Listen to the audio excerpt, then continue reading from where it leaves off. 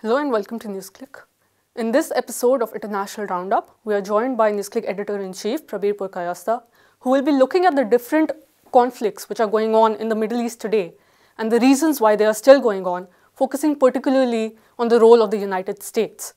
So Prabir, we know that despite the impression that the US is withdrawing from West Asia, it's reducing troops there, this is not actually happening. The number of bases and the number of troops indicate that the US is very much still present in these areas. And we also see that the US is still continuing to blame Iran for global terrorism, which is also the policy of its allies in the region, Israel and Saudi Arabia and the different Gulf countries. But this is contrary to US stand on ISIS and Al-Qaeda. So can you make the US policy on Middle East more clear to us? Well, the US policy on the West Asia, preferably using that term to Middle East, is actually, I'm not sure, clear to the United States itself. Officially, the Trump doctrine is that they're withdrawing from the region. They're in the process of disengagement. They're going to run down the wars that are taking place. Effectively, they're there in Afghanistan. They're there in Iraq. They're there today in Syria with troops in Syria. They're there in the region with the number of bases that they have. And total number of active servicemen are probably around 25,000.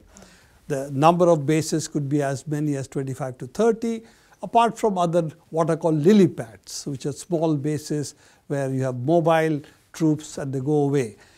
They can move very quickly. We seem to have a number of them in Syria, for instance. Again, how many, where, what's the number of servicemen are not public. Apart from that, there are also what are called essentially special ops that are taking place. And they are not officially listed, so we don't know how many special ops persons are there who could be on various kinds of operations in the area, either black ops or other kinds of operations. So that's the other component which we don't know about. We may know about the active servicemen in the area. And there is a third component, which is really what is called the black water, which has changed name several times, kind of military contractors who've been hired for different activities, including, as we now know, actually taking part in combat.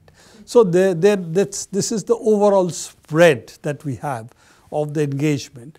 The second engagement, which was supposed to be the disengagement, was supposed to be Iraq and Syria.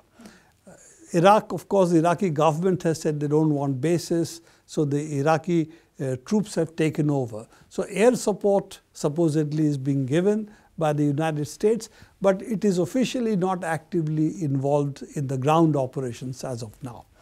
When it comes to Syria, we still know that in Syria, for instance, and Syria we have two areas where they are there. We have discussed it earlier, both in South Al-Tanaf area and also in the Kurdish part of Syria, which is the border, the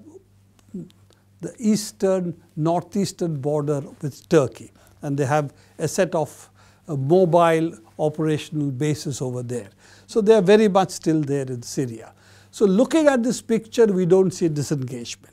Second part that you talked about, that in this disengagement, that what is the relationship the United States has with war on terror, with ISIS and Al-Qaeda, the two, shall we say, groups identified as the terrorist outfits in the region. And what has been the US relationship with that? And what has been the US relationship with Iran, whom they have identified as a state which is supposedly helping terrorists, when actually, as far as Al-Qaeda or ISIS are concerned, Iran has been on the opposite side. So this is the other picture. Then the third is the regional wars in the region, and I'm going to come to that a little later. So if we look at the engagement that the United States have, in the last 1.5 years, 1 year particularly, we don't see any large-scale engagement that the United States has carried out against either Al-Qaeda in Syria or ISIS. Neither has it engaged in any other part against these forces. Iran has actively put ground forces in Iraq and has also assisted the Syrian government combat Al-Qaeda and ISIS on the ground. Both of these the role of the United States has been very low. And even though the ISIS and Al-Qaeda presence is there in Syria, if you look at the bombing missions being carried out by the US Air Force, they are close to zero. So again, the supposed reason for being engaged with the region, fighting the global war on terror, and on the ground, we have a very different picture. Now, when you talk about Iran being the main enemy, Iran has been identified as a main enemy by Israel, by Saudi Arabia, and of course by the United States, with Trump having pulled out of the Iranian nuclear accord. And it is felt that this could be a precursor to even a war against Iran. We don't know, we have discussed it again earlier, what is going to happen. But it's clear that Iran is under sanctions.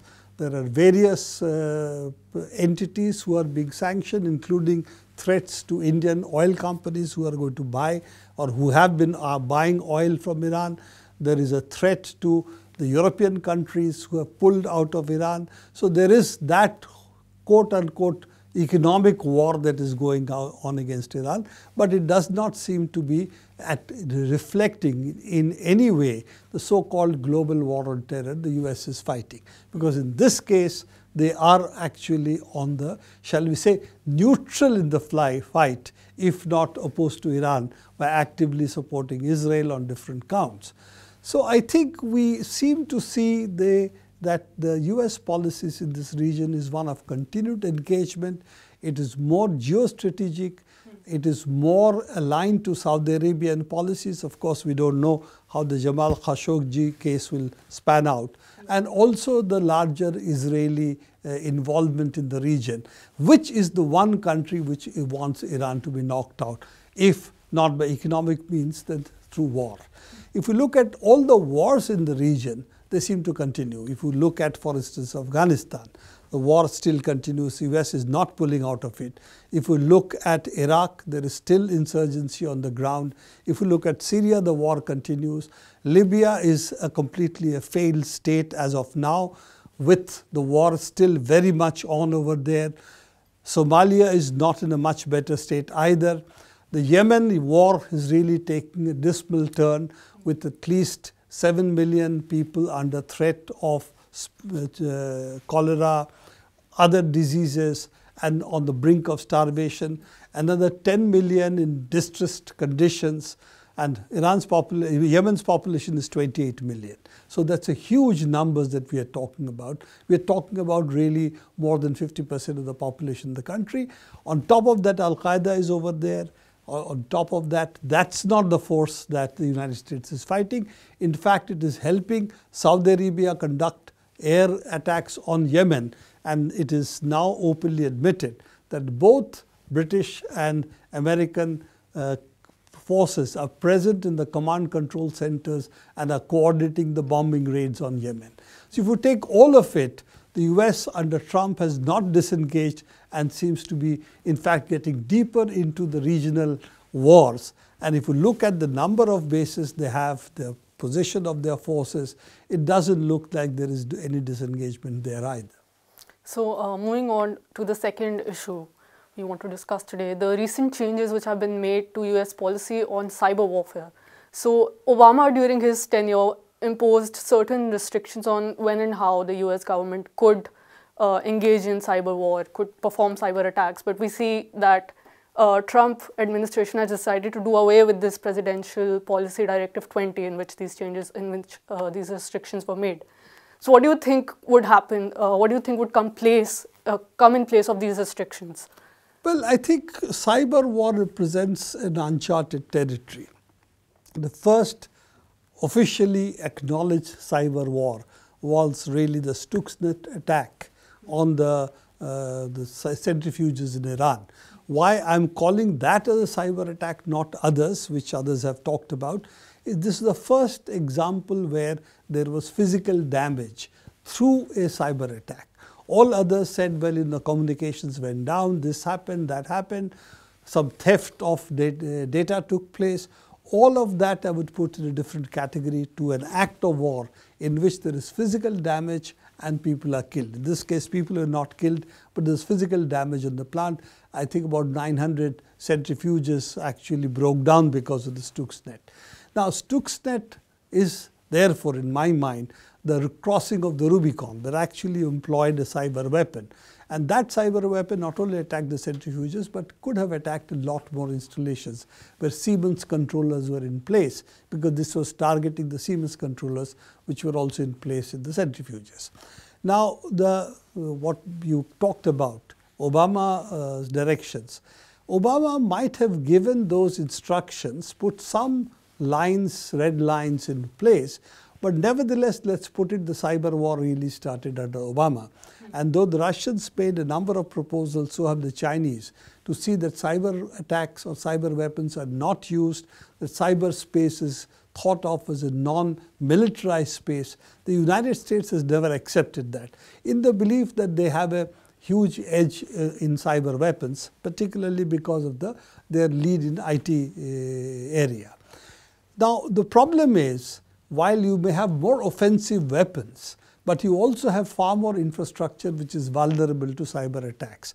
And as the world becomes more and more, shall we say, based on internet, computer-based communications, all of this means cyber attacks could be extremely dangerous. The grid is, of course, ones which are discussed quite widely.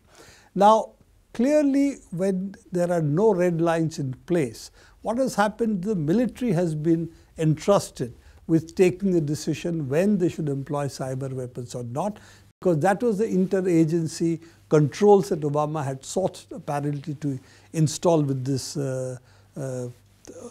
directive that you talked about. Now, in this particular case, under Trump, we seem to see that the belief in military is far more than the civil organs of the state. And therefore, Trump has been actually continuously banking more on military personnel, including his geostrategic policy, the foreign policy. All of this, it seems to be his banking more on the military. In this case, he's decided that cyber weapons, how it is to be deployed, should be handed over completely to the military. Now, of course, the US has also set up a cyber command a few years back, which has been brought on par with any other command. They have the land, the air, the naval, and also what is called the strategic command, which really controls the nuclear forces. With this, the cyber command is the fifth command, which is like any other command, and you accept it as defensive as well as offensive capabilities. So the fact that offensive capabilities can be unleashed with Iran, say Iran, for example, is something that we have to watch carefully. And particularly, Iran is the target. We have also talked about earlier on the global war on terror. Now, it's also important to understand that one part of the attack on Iran was terrorist attack inside Iran. And that meant that various forces, and we recently saw on their parade, there's a military parade in which the Iranian forces, even the civilians, died in a terror attack. If we see all of that, the fact that you are also talking about cyber attacks, and you are talking about also militarizing cyber weapons, if your target is Iran, then what does Iran do? Is it going to keep silent? Is it not going to retaliate? If it retaliates, what it will do? We are really entering uncharted territory. And I think this is also bringing this in cyberspace into military domain, I think is a very dangerous precedent. Earlier crossed with Stuxnet, now crossed with official sanction given to offensive weapons also in cyberspace. Thank you, Prabir, for joining us in this discussion today. And thank you for watching Newsclick.